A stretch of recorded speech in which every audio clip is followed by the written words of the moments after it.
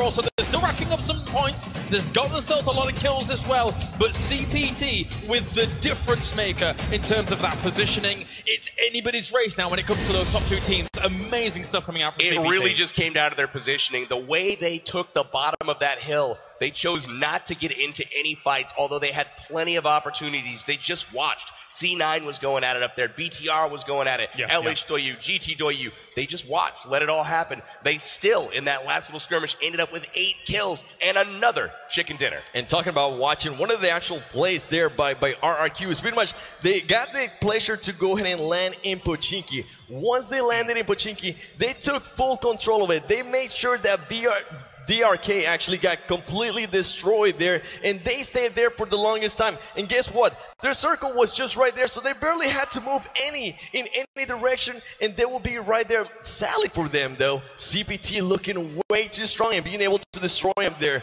Oh my goodness! I love the way they set up that position. Interesting plays there by him. I love the way they set up that position at the bottom of the hill. They didn't all camp out around the same vehicle or the same tree or the same group of rocks. They were set up in a line, an actual front. So they were able to, one guy got knocked, they were still able to cover him from an angle. It was just really beautifully done. Yeah, very impressive stuff there. CPT, back-to-back chicken dinners, and oh my, they are making this a very, very close race now. As we take a look at the very top in terms of our kill rankings, LH Doyu still sits at the top with 100 kills. Hundo. Oh my goodness, that's something I like to see. And RQ Athena, they're not being too shy away. 88 kills with CPT very close by, and 83. And keep in mind, after their 4th spot, they go from 75 kills with Game Stars with 43 kills. That is such a huge difference. It really but good to see. We didn't even see Game Stars at all on day 1, but they've been able to pick it up in the past couple days. So I love seeing that there by the Game Star squad. All of the North American teams climbing up the kills ranking. Cloud9 had a great game that time out. Rolex and Carnage persisting into that final circle. Carnage laying down, getting into the zone. Finally, he got discovered, but able to secure that 4th place spot for Cloud9 in that round. So really good stuff from them. Looking at the kill feed. Once again, all China and Thailand right now. RRQ wrapping up 4th, 5th, and 6th respectively. They're going to need to keep it up and keep the pressure on because CPT has got that pedal to the metal right now. Very important. CPT really gathering a lot of steam, and at the moment RRQ must be sweating in their boots here as the kills. Admittedly, RRQ in this last game got a lot of kills for themselves, as you can already see, and comparing that to what we saw from CPT. CPT didn't get as many kills, but the difference between 1st place and 5th place here in this round is certainly a lot of points indeed. Unbelievably amount of points, and it looks like CPT 762 and RRQ iSock are getting the highlight this round. Squad kills again in favor of RRQ. They're going to edge them out a little bit, but RRQ I believe went out in 5th or 6th place. 5th place right there on the screen as you see, and CPT again with another chicken dinner, and right there is the tail of the tape, the round 10 standing. You can see right there that there is a gap. 190 points again gained. We're cutting that margin down real close now with 2 games to go. They are definitely starting to chop at it, and it's looking good. If they can go ahead and continue to get these kills towards the end and also the wins, they are going to be just poised. They pretty much, what they need right now is they need to go ahead and maybe challenge RRQ Athena from the get-go and just try to risk it.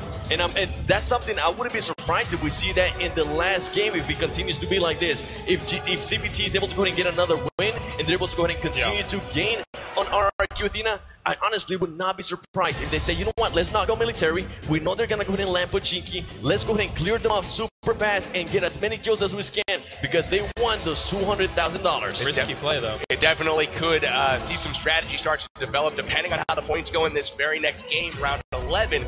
I wouldn't be surprised to see RRQ drop in a different spot than Pochinki go somewhere else to be a little bit mysterious. So here we see our total score, and we have cut that margin all the way down to less than 500 points at this point. And guys, that is the difference between a chicken dinner and, last place, essentially. But if they do happen to land on top of each other and one knocks out the other early, that is feasible to catch up in 1 game. Or other teams potentially, if they want to upset the balance here.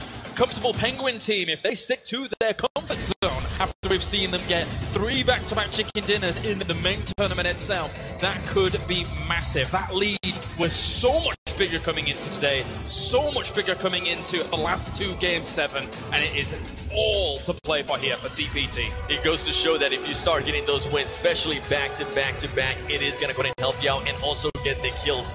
And PB, just look at LHW and GTW, still very close by. Starting to take shape a little bit, isn't it? I mean, look at the gap right there between first and second, second and third and fourth. You're starting to see clear favorites for those specific positions, all of whom they could be shaken up a little bit, but at the same time, starting to see like a very clear formula start to develop. Absolutely. Well, guys, our players are just taking a moment here before we get into our next game, I believe. So we are loving the pace. I'm loving the pace. Keep bringing the games, bringing the action. This is awesome. That's right. But we are going to be going to a break, and then when we come back, we're going to be getting on to our second final game here, with it still all to play for to become the world champion.